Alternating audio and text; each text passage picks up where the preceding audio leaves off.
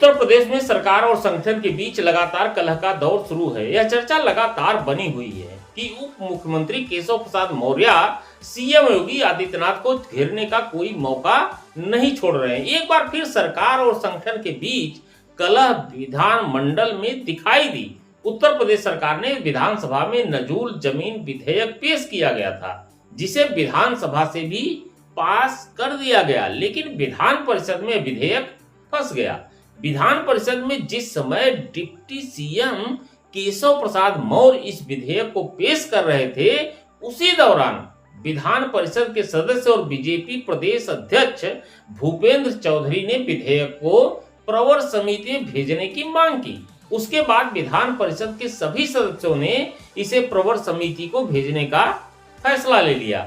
बता दें कि यूपी विधानसभा के मानसून सत्र के दौरान बुधवार को विधानसभा में उत्तर प्रदेश नजूल संपत्ति विधेयक पर खूब हंगामा हुआ था। अब विधानसभा से पास नजूल विधेयक विधान परिषद में फंस गया है। अब 2 महीने के बाद प्रवर समिति जब इस पर अपनी रिपोर्ट सौंपेगी, उसके बाद ही कोई फैसला होगा। दरअसल नजूल विधेयक को लेकर विधायकों में भारी नाराजगी देखी जा रही थी। सरकार ने विधानसभा में इस विधेयक को पास कर लिया था, लेकिन अब विधान परिषद में इसे रोक दिया गया। 2 महीने के बाद पौर समिति की जब रिपोर्ट आएगी, उसके बाद इस पर चर्चा होगी। भाजपा के कई विधायक इस फैसले के बाद खुश हैं और उनका कहना है कि पूरे तरीके से इस पर बातचीत के बाद ही कोई फैसला लिया जाना चाहिए। नजूल विधेयक का विरोध समाजवादी पार्टी पहले से ही कर रही है। इस पर अब भाजपा विधायकों का साथ मिलने से सपा फूले नहीं समा रही है।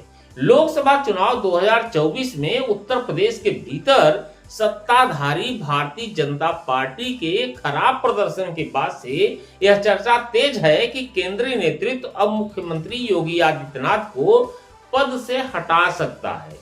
लोकसभा चुनाव के बाद से ही यूपी में संगठन और सरकार के बीच सब कुछ सही नहीं चल रहा है। दूसरी तरफ भाजपा के नेता ही अपनी सरकार को घेरते हुए नजर आ रहे हैं। ऐसे में सीएम योगी आदित्यनाथ के भविष्य को लेकर कयासबाजी तेज हो गई है। 2024 के चुनाव के बाद से उत्तर प्रदेश में उथल पुथल मची हुई है। 2024 के चुनाव के वक्त भाजपा के नेताओं को ऐसा लग रहा था कि वे 2019 में जीती गई 62 सीटों से ज्यादा सीट इस बार जीतेंगे। ऐसा माहौल था कि भाजपा 80 में 75 सीटों तक जीत लेगी और उत्तर भारत के अन्य राज्यों में जो नुकसान होगा उसकी भरपाई यूपी कर लेगा। मगर पहले 2 फेज में वोटिंग प्रतिशत में कमी देखने को मिली, जिसका अंदाजा यह लगाया गया कि भाजपा का वोटर वोट देने नहीं निकला है। इसके बाद जल्दी जल्दी हालात बदलते गए और 6ठे और 7वें फेज में गैर यादव ओबीसी जो भाजपा के साथ पिछले 10 सालों से था, वे भी उससे छिटक गया। पिछले दिनों सीएम योगी की मीटिंग में दोनों डिप्टी सीएम का न जाना योगी का विरोध माना गया। साथ ही कयास भी लगने लगे कि क्या यह सब करना बिना दिल्ली के आंख के इशारे के संभव हो सकता था। शुरू में ऐसा ही लग रहा था कि प्रहार समिति काफी कड़ा करने का इरादा है, लेकिन अब ऐसा लग रहा है कि शायद थोड़ा टाइम दे रहे हैं। योगी आदित्यनाथ 10 विधानसभा उपचुनाव तक मौका दिया जा सकता है। अब सवाल किया जा रहा है, क्या योगी आदित्यनाथ 10 में से ज्यादा सीटें जीतकर अपना दबदबा बना पाएंगे या नहीं, उसी पर बहुत सी बातें निर्भर करेंगी। देखा जाए तो अभी महाराष्ट्र, हरियाणा और झारखंड में विधानसभा चुनाव होने हैं। मान लीजिए अगर तीनों सीटों में भाजपा हार जाती है तो दिल्ली के हाथ कमजोर हो जाएंगे। लिहाजा लखनऊ में कुछ निर्णय लेने से पहले दिल्ली को दोबारा मंथन करना होगा। यदि 1 या 2 राज्य में भाजपा जीत जाती है तो केंद्रीय नेतृत्व मजबूत हो जाएगी।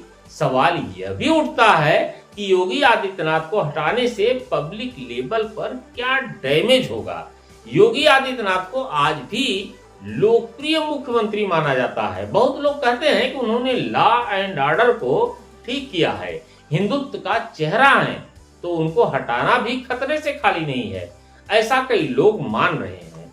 सेंट्रल लीडरशिप के सामने योगी आदित्यनाथ एक चुनौती के रूप में है। माना यह भी जा रहा है कि यदि योगी आदित्यनाथ को लखनऊ से हटाया जाता है तो भाजपा में फूट पड़ने के भी आसार होंगे, जिसका फायदा प्रतिपक्ष को 2027 विधानसभा चुनाव में मिल सकता है। खैर, चलते चलते आपको यह भी बता दें कि नजूल की जमीन का मतलब क्या होता है। नजूल की जमीन का मतलब ऐसे जमीनों से होता है जिसका कई सालों से कोई भी वारिस नहीं मिला। ऐसे में इन जमीनों पर राज्य सरकार का अधिकार हो जाता है।